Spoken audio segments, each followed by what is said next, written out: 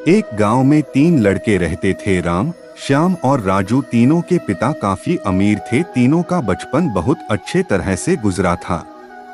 उनके माता पिता कभी भी उनकी कोई भी मांग को अनदेखा नहीं करते थे। राम के पिता सरपंच थे, श्याम के पिता एक कारोबारी थे और राजू के पिता एक किसान जमींदार थे। छोटी उम्र से ही उन सबको लाड प्यार ने ऐसा बना दिया था कि ना तो उनको मेहनत का पता था और ना ही उनको समय की परवाह थी। अक्सर वह सारा दिन बस घूमते रहते थे, नशे और अन्य भोगविलास में डूबे रहते थे, जिससे उनके गांव वाले भी बढ़ गया था। एक दिन उनके गांव में बहुत तेज बारिश हुई, जिससे सब लोगों को नुकसान हुआ, जिसमें इन तीनों के पिता भी थे। लेकिन इतना कुछ होने के बाद भी उनके बेटों का वही हाल था। वो बस घूमते रहते, नशा करते, भोगविलास करते रहते थे।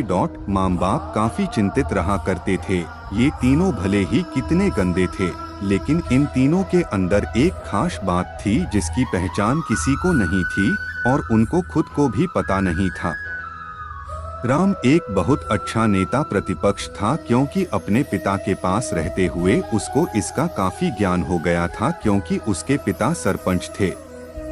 श्याम भी इस तरह से बिजनेस की समझ रखता था, क्योंकि उसके पिता एक कारोबारी थे और राजू खेती का काम जानता था, क्योंकि उसके पिता जमींदार थे। पर अपनी गलत कामों की वजह से उन सब ने अपने इन टैलेंट पर ध्यान ही नहीं दिया, जो कि उनकी सबसे बड़ी कमजोरी थी। इस तरह से इनकी बदमाशियों को देखकर इनके पिता उन्हें शिक्षा देने को सोची। तीनों पिताओं ने आपस में बात करी और उसका एक हल निकाला। तीनों पिताओं ने अपना अपना काम अपने अपने बेटों को सौंप दिए, जिससे उनको समय की कदर का पता लग सके। तीनों के पिता ने एक वसीयत बनाई, जिसमें ये लिखा था कि एक वर्ष के अंदर इन तीनों को 10 लाख रुपए कमाकर देने होंगे, जो बिना किसी गलत काम करके कमाए गए हो, और तीनों को अलग अलग स्थान पर रहना था। इन तीनों को 5-5 लाख रुपए भी दिए गए, ताकि उनको अपना काम स्टार्ट करने में दिक्कत ना हो। पहले तो सब खुश हो गए कि हम आजाद हो गए, हमको पैसे मिल गए, और ऐसा सोच करके इन्होंने फिर एक दिन अचानक उनको एहसास हुआ कि अगर हम शर्त हार गए तो हम अपनी अपनी जायदाद खो बैठेंगे। धीरे धीरे उनकी चिंता बढ़ने लगी। एक दिन वो इसी उधेड़ धुन में एक पार्क में बैठे थे और कुछ डिस्कस कर रहे थे कि उनको एक छोटी सी लड़की मिली। वो फूल बेच रही थी और साथ में पढ़ भी रही थी। तीनों लोग उस लड़की के पास में गए। तभी राम ने लड़की से बोला, बेटी आपकी उम्र क्या है? तो लड़की ने जवाब दिया कि मैं 12 साल की हूँ।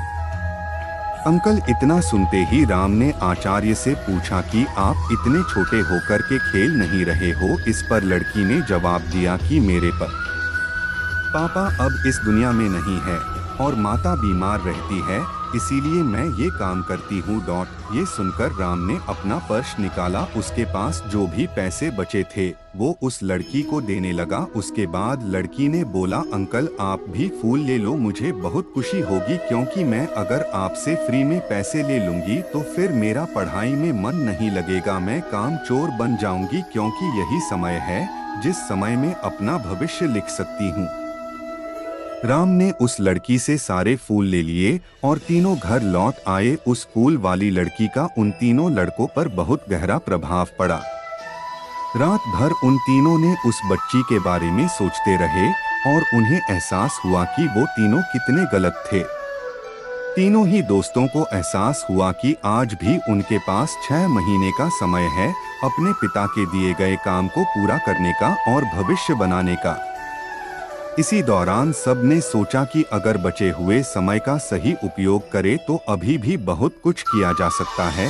इस तरह बाकी दोस्तों ने भी सोचा और दूसरे समय में आकर काम तलाशने लगे, पर उनके लेकिन पिता तो शर्त पे ही अड़े थे। लड़कों को कोई दया नहीं मिली। तीनों को फिर से दुख हुआ कि तीनों को अपनी गलती की एहसास होने के बाद भी उनके पिता उनका सपोर्ट नहीं कर रहे हैं, और फिर से वो रात भर सोचते रहे कि अब क्या किया जाए।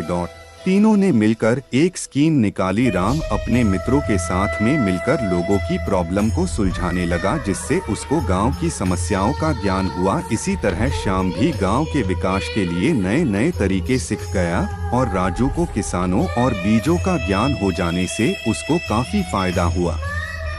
तीनों ने मिलकर अपने बाकी पैसों को सही ढंग से सही जगह लगाकर गांव को एक नया रूप दे दिया। उनकी कड़ी मेहनत से गांव के लोग क्या दूसरे शहरों के लोग भी उनकी तारीफ करने लगे। उनका गांव तरक्की करने लगा। नई तकनीकों के कारण हर वर्ग के लोगों से उनका जुड़ाव होने लगा और एक समय आने के बाद उनके पिताओं ने भी उनको माफ कर दिया।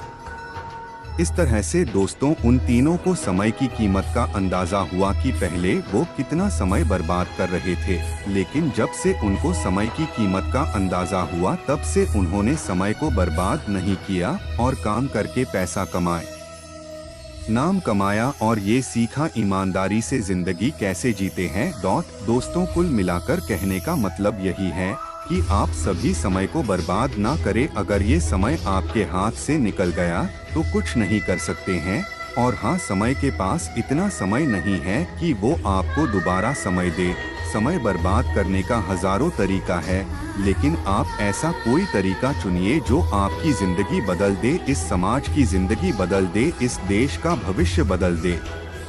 मुझे उम्मीद है कि ये स्टोरी आपको अच्छी लगी होगी। दोस्तों मोटिवेशन स्टोरी इनको इतना सपोर्ट करें। स्टोरी अच्छी लगी हो तो चैनल को सब्सक्राइब करें।